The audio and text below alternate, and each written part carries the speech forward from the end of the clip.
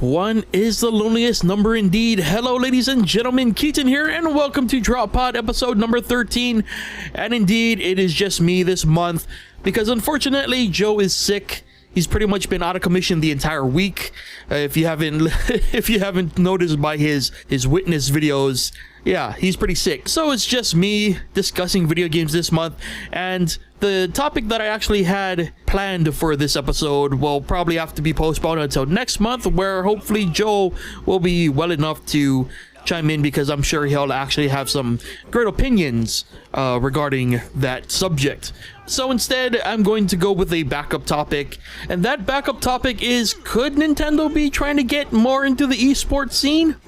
And I'm sure somewhere out there it's going to be misconstrued as a sort of clickbaity title, but hear me out. So let's rewind a bit here first, and let's talk a bit about the catalyst that sparked this idea.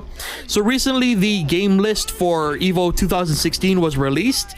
And before I go on, actually, for those of you who do not know, EVO is arguably the largest and most popular fighting game tournament of the year. I guess you could equate it to like the Super Bowl of fighting game tournaments.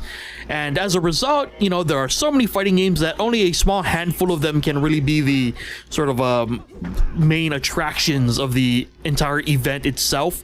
And of the list, there's obviously your Street Fighter, you got the Smash Brothers in there, you got Mortal Kombat, you got Tekken.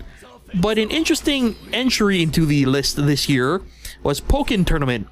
Now, if you do not know what Pokken Tournament is, it is a fighting game featuring Pokemon. Yes, you heard that right, and it's not what you think. It's not like you throw out your Pokeball and you choose your attacks like a traditional Pokemon game. No.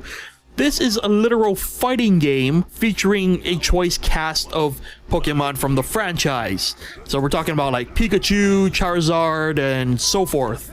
And I think they even announced like one of the Chandelier Pokemon are gonna be a fighter in the Pokken Tournament. Anyway, it's pretty crazy. Like, the way that it's set up is you start off in I think it's called field mode, where you're in a 3D space. You can run around as your character, and you sort of fight that way, and then it engages into a 1v1 sort of ordeal, and it's a more traditional 2D fighter. It's pretty crazy. I highly recommend you guys check out some footage of Pokken Tournament if you haven't already. But this is where it gets interesting, because this means that there are actually three Nintendo games in the EVO lineup this year. And this is a very interesting thing, because I believe it's maybe about 2 years ago, Nintendo themselves tried to get Smash Brothers removed from EVO. And it's not like Smash Brothers was making its debut at EVO. No, Smash Brothers has been part of EVO for quite a while, but it was only a few years ago that Nintendo tried to get it removed. And it wasn't until a huge backlash from the community and public in general that Nintendo sort of steps back, and they're like, okay, never mind, you can have Smash Brothers at EVO. And ever since then, they've been pretty supportive of the Smash Brothers community. So it's interesting that this has escalated to a point where now we have 3 Nintendo games in the EVO lineup. Now, the interesting counter is that this might not be Nintendo pushing Pokken Tournament. It could actually be Bandai Namco, because they are the developers of Pokken Tournament. So it's possible that Bandai Namco are actually the ones who are really pushing for Pokken to be on EVO's list. And it would make sense, because Tekken has been a very staple part of the EVO lineup for years. But there's still that possibility that Nintendo is actually the one leading that charge. And it wouldn't be surprising, actually, when you think about it, because this is not the first time that Nintendo has shown signs of wanting to build greater communities, and not only greater communities, more serious and dedicated communities. I think they sort of proved that as well with Splatoon. I think maybe the reception to Splatoon really encouraged Nintendo to possibly take a look at what they were doing, and maybe they realized, hey, we have more here than we've been working with, or maybe we have a whole lot of untapped potential here that we could be, you know, really digging our claws into and creating greater content. Regardless, I think that it's a mixture of the serious community behind the Smash Brothers series and the ever-growing community of Splatoon. Like, I feel like Splatoon was the first time in a long time that Nintendo was getting praise from non-Nintendo enthusiasts who weren't praising Nintendo for scratching their nostalgia itch, which has been a pretty obvious go-to play for Nintendo over the years. So I feel like I saw a lot of people really praise Nintendo for Splatoon and what Splatoon did as a game and as an experience that really wasn't a factor of Nintendo throughout the Wii, most of the Wii U's life cycle. So I feel like this could be a transition for Nintendo, especially when you take into consideration that Nintendo are going to be releasing a new console very soon. So obviously we have E3 right around the corner in a few months, actually, and I do believe that we are going to get a lot more details regarding this new console at E3. And I think from all the speculation and rumors that have been sort of surrounding what the next Nintendo console is going to be, I think a lot of people are assuming that it's going to try and bridge that gap between the PlayStation and Xbox fan base and the Nintendo fan base to, sort of play on a more even playing field. So if that's the case, we could be looking at a very different monster going forward in Nintendo's future. And I think that has some pretty cool implications if that's the case, if they are taking games so seriously that they're setting up tournaments, if they're really becoming part of communities and really embracing them, and not only embracing them but supporting them over a great amount of time, as long as the community's there, I guess that's really good. Like, I think the Mario Maker community has also been getting a lot of continued support post-release, which is really cool. That is really cool to see. And I think that if this is where Nintendo is going in the future, then I think they're going to be fine. And I think, getting back to the point, I think that the esports thing could be a future avenue for Nintendo. I'm not saying that Nintendo is going to go out and make a MOBA, but the fact that they put a lot of time, effort, and support into Splatoon, the fact that they're putting a whole bunch of support behind Evo, like both Smash Melee and Smash Wii U are in the Evo lineup, and we've got Pokken Tournament, which again, that's a lot of support. And I don't know if they're adding any money to the pots, but it would be cool if they are. And what's really cool is that this could be a way for Nintendo to really get some serious competition going. Because if you think about it, Nintendo has some of the arguably strongest first-party titles of this generation, and I think that if they're able to capitalize on that, like having a strong first-party support, and on top of that having some of the most crisp communities revolving around certain games, they could have a monopoly on a console esports scene. I don't know. Call of Duty was sort of an esports thing for a while, and even then, Call of Duty is a multi-platform release, so it's not exclusive. So really, I feel like Nintendo could be the console of the PC in terms of esports, if you get what I'm saying here, because the PC has things like Dota, League of Legends, CSGO, and those are PC only games. So if Nintendo can capture some form of lightning in a bottle, with esports and a strong first party title, that's really great. Now, obviously, this is a giant leap in logic. Like, it's nice to see the support, but it's another thing for Nintendo to pretty much 180 on their support structure, as you will, I guess. But I do like to remain optimistic, because I would really love it if this is sort of Nintendo's new approach to the world, basically. Because when you think about it, the way that they approached Evo is pretty much the way they're approaching the internet in general, where they're like, hey, this is our product, what the hell are you trying to do with it? This is ours, give it back to us.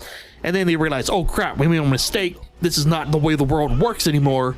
Let's rethink the way that we're doing things, because clearly it's making us look like a bunch of jerks.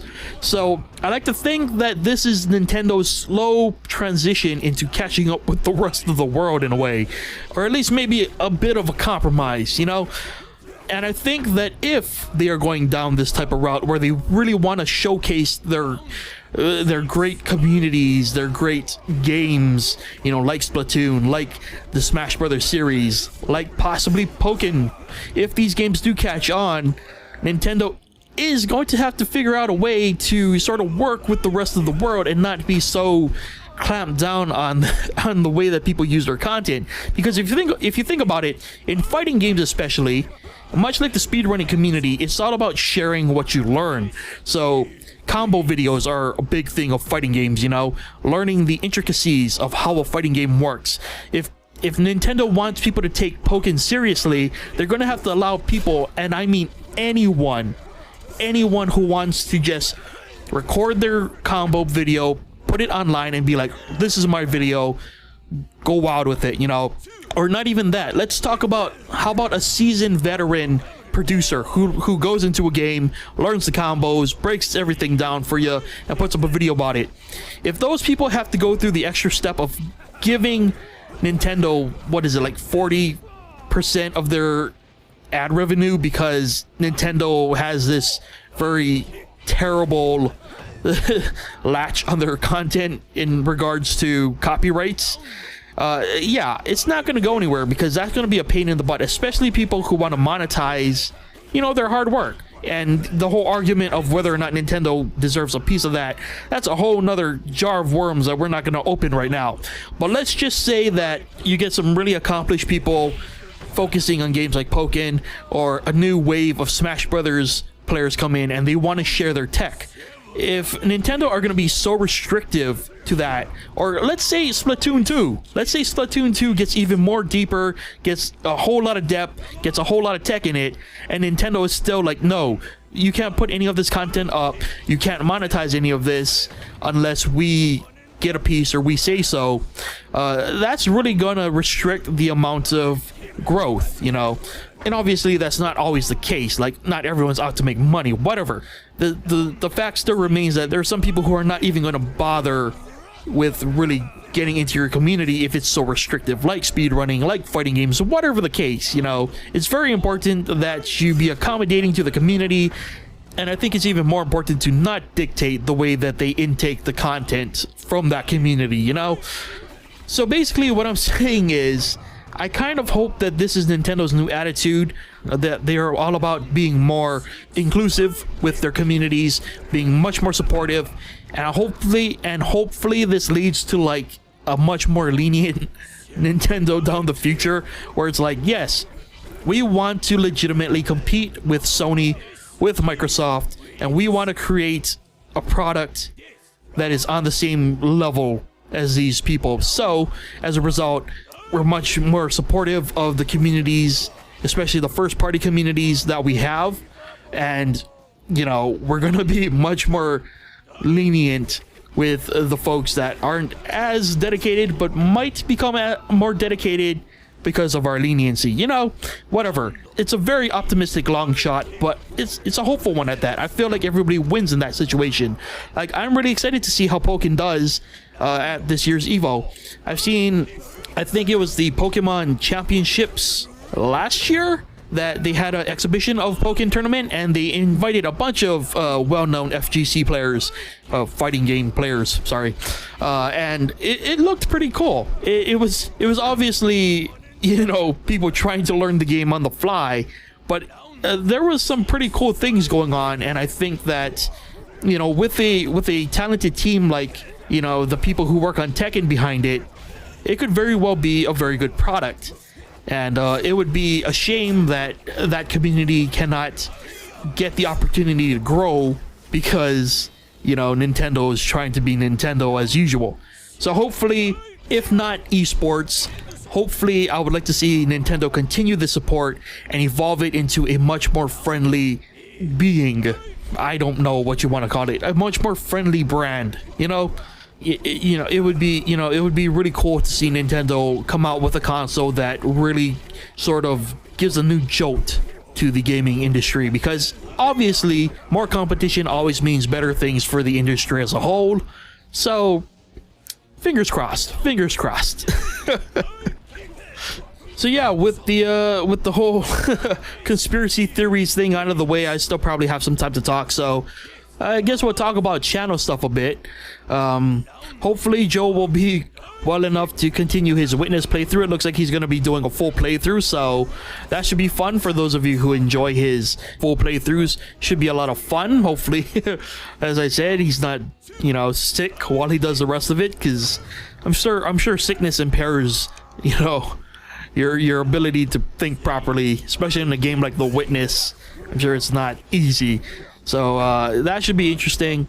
A whole lot of new games on the way. I just looked at stories this week, which is really cool. One of the very few times that we actually got to look at a preview build for a game. So that was really cool. As I said last month, Undertale will be making an appearance on the channel. Don't worry, I didn't forget about it. In terms of things you can expect from me on the channel, I am working on a whole bunch of stuff. A whole bunch of series stuff, possibly. Nothing I can really talk about yet, just because I don't know if it's all gonna work out properly, but fingers crossed it does. Just this week, we released 2 Minecraft videos of shenanigans on the Hypixel server, mostly because it was the last minute and we needed videos, and unfortunately Joe was out and we didn't have much time to record. So yeah, but 2 Minecraft videos this week. So if you enjoyed those, please let us know, so we know whether or not to continue recording our shenanigans in that series. It is pretty fun, actually. It's pretty fun. It's pretty crazy. Some of those mini games are really fun, really crazy. We haven't even scratched the surface. There's like so many in there that we have yet to play, so it would be cool to keep playing those for you if you guys want to see it. We also recently started a wrestling podcast, so if you're a wrestling fan and you haven't been checking them out, be sure to check out the Atomic Drop podcast. It's our most recent episode, we did our Royal Rumble predictions. I'm pretty sure whenever we record the next one is probably going to be our reactions to the Royal Rumble and everything else that crazy that's happened since. So there's that to look forward to. Again, if you enjoy those podcasts, be sure to, you know, let us know so we know to keep making them. That's really the only way that we know to keep making certain content, is whether or not you guys let us know you guys like it. So the best way to keep content that you like going is to let us know that you like it. So anyway, I think I'm gonna wrap it up there. Probably a much shorter episode than usual. I apologize, but one man can only talk for so long before it gets really awkward, and I already feel awkward talking to myself. Like I'm just staring at a screen talking to myself, and it's lonely. Get well soon, Joe. But anyway, I want to thank y'all for bearing with me and listening to me ramble and drop a conspiracy theory. Please, by all means, let me know what you guys think. Shut down my theory, support it, whatever you guys want. I would love to know what you guys think about Nintendo possibly going in a more serious direction, possibly embracing eSports, maybe not even doing any of that. Maybe all of this is a fluke and Nintendo's just gonna clamp down even harder than before. Who knows? Let me know your thoughts. I would love to hear them. And hopefully next month we'll be back with a 2-man team for the next Drop Pod. But until that time comes, thank you for listening. Take care of yourselves, and I'll see you guys then for another Drop Pod. Bye!